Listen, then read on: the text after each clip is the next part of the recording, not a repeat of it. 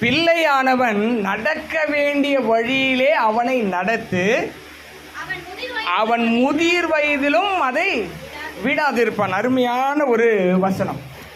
அதாவது இங்கே ஆங்கிலத்தில் எப்படி சில்ட்ரன்ஸ், பிள்ளைன்னு சொன்னாக்கா நம்ம ஊர் பகுதியில் பெண் பிள்ளைகளை தான் பிள்ளைன்னு சொல்கிறோம்.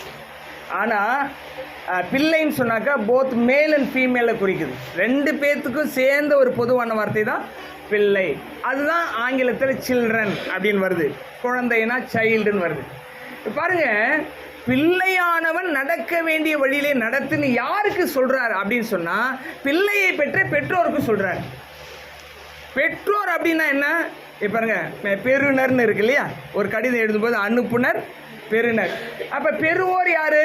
யாரோ ஒருத்தர் கொடுத்து ஒரு கடிதத்தை வாங்குறவங்க பேர் பெறுநர்.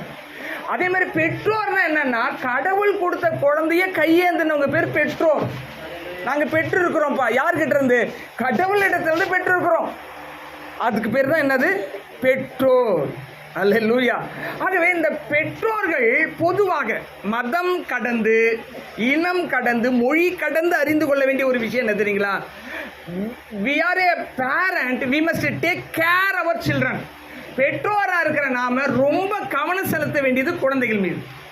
அந்த குழந்தைகளை எப்படி நன்னெறிப்படுத்த வேண்டும், எப்படி நல்ல கல்வி கொடுக்க வேண்டும், எப்படி நல்லொழுக்கத்தை போதிக்க வேண்டும், எப்படி அவர்களை ஆரோக்கியமாக இருக்க கற்றுக் கொடுக்க வேண்டும் என்று சொல்லி, குழந்தை எங்க ஆரம்பிக்குதுன்னு சொன்னா ஃபியூட்டஸ் என்ற வார்த்தை பயன்படுத்துறாங்க மெடிக்கல்ல. அது கற்ப பையில இருக்குள்ள, அது ஃபியூட்டஸ்ன்னு சொல்றாங்க. அதே குழந்தை பிறந்த பிறகு இன்ஃபன்ட்னு சொல்றாங்க. அதே கொஞ்சம் வளர்ந்தவன சைல்டுன்னு சொல்றாங்க. அதுக்கப்புறம் டீனேஜ்னு சொல்றாங்க, அப்புறம் யூத்னு சொல்றாங்க, அப்புறம் அடல்ட்னு சொல்றாங்க, அப்புறம் ஓல்ட் ஏஜ்னு சொல்லிடுறாங்க. 60 வயசு தாண்டிச்சுன்னா என்ன பண்ணிடுறாங்க? அவங்கள முதியோருங்க. அப்படின்னா என்ன அர்த்தம்னா, அவங்களால ஒண்ணுமே முடியாதுன்னு சமுதாயம் சொல்லுது. நல்லா கவனிங்க, இந்த பிள்ளைகள் எங்க ஃபர்ஸ்ட் கற்றுக்கொள்ள ஆரம்பிக்கிறாங்கன்னு சைக்காலஜி சொல்லுதுன்னா, அவங்க தாயின் கற்பத்தில் இருக்கும்போதே கற்றுக்கொள்கிறார்கள். எங்க கற்றுக்கொள்றாங்க? நீங்க என்ன சிந்திக்கிறீங்களோ அதை உங்களுடைய கருவில் இருக்கிற குழந்தை சிந்திக்கும். நீங்க சந்தோஷமா இருந்தா அந்த கரு சந்தோஷமா இருக்கும். நீங்க துக்கப்பட்டீங்கன்னா அந்த கரு துக்கப்படும். நீங்க நல்லா சாப்பிட்டீங்கன்னா அந்த சத்து தொப்புள் கொடி, பிளசண்டான்னு சொல்ற தொப்புள் கொடி வழியாக அதுக்கு கிடைக்கும். What ever you receive they also receive from you. உங்ககிட்ட இருந்து அது எல்லாமே வாங்கிக்கிறது. ஆகவேதான் உலகத்திலே பெரிய ஞானி கிங் சாலமன் அவர் சொல்லி இருக்கிறாரு, பிள்ளையானவன் நடக்க வேண்டிய வழியிலே அவனை நடத்து, அவன் 60 வயசானாலும் அதை விட மாட்டான், 80 வயசானாலும் விட மாட்டான். அப்ப வாழ்க்கைனா என்னன்னு சொல்லிட்டு மனோ தத்துவம் சொல்லுது, நாம் எதை சிந்திக்கிறோமோ அதை தான் பேசுகிறோம், எதை பேசுகிறோமோ அதை பழக்கமாக்குகிறோம், எதை பழக்கமாக்குகிறோமோ அதான் வாழ்க்கை என்று சொல்லுகிறது. அப்ப எது எப்படி சிந்திக்கணும்னு பெற்றோர் சொல்லிக் கொடுக்க வேண்டும் குழந்தைங்களுக்கு.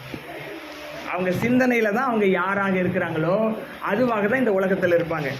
ஒருவேளை நீங்க சிந்தனையில குழந்தைகளை நீ ஒரு மருத்துவராக மாறுவாய் என்று சொல்லிக்கொண்டே இருந்தீர்கள் என்று சொன்னால் அவர்கள் நிச்சயமாக மருத்துவராக மாறிவிடுவார்கள். ஆனா சில பெற்றோர் எரும மாடு, நீ ஒன்னுத்துக்குமே லாகி இல்லை, நீ எங்க உனக்கெல்லாம் படிப்பு வரப்போது சொல்லிக்கிட்டே இருந்தாங்கன்னா படிக்கிற குழந்தை கூட படிக்காம நிறுத்திடும்.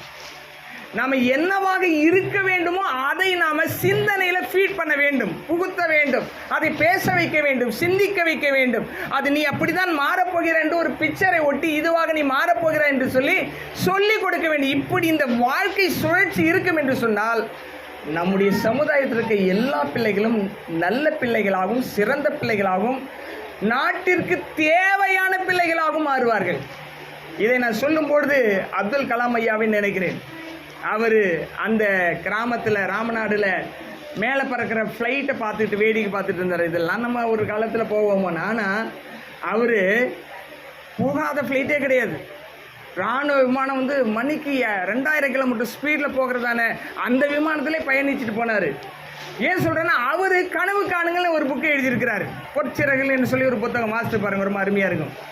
எல்லா புத்தகங்களும் நல்ல புத்தகங்களையும் வாசிக்கணும், வேதத்தோடு சேர்ந்து, அப்போ தான் எல்லாமே வளர முடியும். அப்போ அவர் என்ன சொல்ல, வாலிபர்களை என்ன செய்யுங்கள், கனவு காணுங்க. நாங்கள் பிறக்கும் பொழுதே ஒரு கனவோடு நம்ம பிறக்க வேண்டும். பெற்றோர்கள் தான் அதற்கு பொறுப்பேற்க வேண்டும். வளர்ந்து கொண்டே இருக்கும் பொழுது கனவை அடைவதற்கு வேதத்தை சொல்லிக் கொடுக்க வேண்டும். காலையில் என்ன செய்யணும் தெரியுங்களா? நல்லா பல்ல விளக்கிட்டு குளிச்சுட்டு உட்காந்து பைபிளில் இருக்க ஒரு வசனத்தை எடுத்து உள்ளே போட்டு அசைப்போம். அதுக்கு பேர் தான் தியானம். அந்த தியானம் பண்ணிட்டீங்கன்னு வைங்களேன், உங்களுக்கு ஒரு வைப்ரேஷன் இருக்கும், உங்கள் உடல்லையும் இருக்கும், உங்கள் மனதிலையும் இருக்கும், உங்கள் ஆவிலையும் இருக்கும். அந்த தான் பைபிள் சொல்லுது பிரசன்னம் அப்படின்னு சொல்லுது. அந்த பிரசன்னம் உங்களை தொடர்ந்து அந்த 4 நிமிஷம் தூங்குற வரைக்கும் நடத்தும். அதுக்காக தான் இரவும் பகலும் அவருடைய வேதத்திலே தியானமாய் இருக்கிற மனுஷன் பாக்கியவான் சொல்லியிருக்கு. இங்க இருக்கிற பெற்றோர்கள், தாத்தா பாட்டி எல்லாருக்கும் நான் சொல்றேன், நல்ல சிந்தனைகள் தான் இந்த நாட்டுக்கு தேவையான சொத்தே தவிர பணங்காசு நகை பெரிய சொத்து கிடையாது. அது எல்லார் கையிலுமே இருக்கு, எல்லார் கையிலுமே இருக்கு. ஒரு இப்போ திருடுறவங்க விரும்பினாங்கன்னா எங்கே இருக்கோ அது அவங்க கையில் கூட போயிடும், அது பணமும் நகையும். ஆனால் அதனால பிரயோஜனம் இருக்காது. ஆனால் நல்ல சிந்தனைகள் சமுதாயத்தை கட்டமைப்பு. இன்றைக்கு அபிஷாவுக்கு, ஷா ஃபேமிலி, ஷா, இந்த ஷாவுக்கு என்ன சொல்கிறோம்னா, டெய்லி பைபிள் படிக்கணும். காலைல எழுந்தவொடனே பைபிள் படிக்கணும். மண்டியை போட்டு ஒரு 2 நிமிஷம் நம்மளை படைச்ச கடவுளை நோக்கி ஜெபிக்கணும். அதுக்கப்புறம் தான் எல்லாத்தையும் ஆரம்பிக்கணும். அப்படி செய்தால் பிள்ளையானவன் நடக்க வேண்டிய வழியிலே அபியும் ராகுலும் நடத்தினால் அந்த பிள்ளைகளுக்குரிய ஆசீர்வாதத்தை கடவுள் கொடுப்பார். நம்ம அதுக்கு ஒன்றும் செய்ய வேண்டியதில்லை. ஏன்னா நம்ம பெற்றோர் அந்த குழந்தைகளை கொடுத்த கடவுள் அவர்களுக்கு வேண்டிய பணத்தை கொடுப்பார், வேலையை கொடுப்பார், உயர்வை கொடுப்பார், எல்லாத்தையுமே கொடுப்பார். இதுதான் விசுவாசம். இந்த விசுவாசத்திலே ஊன்ற கட்டப்படுங்கள். கர்த்தர் உங்களை ஆசீர்வதிப்பாராக. கண்களை மூடி ஆண்டவரை நோக்கி பார்ப்போம். எங்கள் அன்பு நிறைந்த தகப்பனே, இந்த நல்ல நாளிலே அருமையான பெரியோர்களாம் சேர்ந்து இந்த பிள்ளையை ஆசீர்வதிக்க வந்திருக்கிறார்கள். நாங்கள் மனதார அந்த குழந்தையை ஆசீர்வதிக்கிறோம். சிறந்த குழந்தைகளாக, நல்ல குழந்தைகளாக, நாட்டிற்கு தேவைப்படுகிற குழந்தைகளாக எல்லா குழந்தைகளும் மாற வேண்டும் என்று நாங்கள் ஆசைப்படுகிறோம்.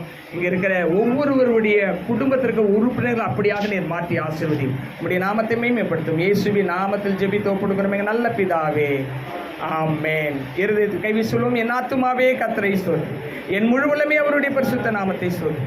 என் ஆத்துமாவே கர்த்தரை ஸ்தோத்திரி, அவர் செய்த சகல உபகாரங்கள் என்று மறவாதே. ஆமென், ஆமென். அல்லேலூயா, அல்லேலூயா, அல்லேலூயா. உங்கள் அனைவருக்கும் அன்பான வாழ்த்துக்கள். God bless you, God bless you, God bless you.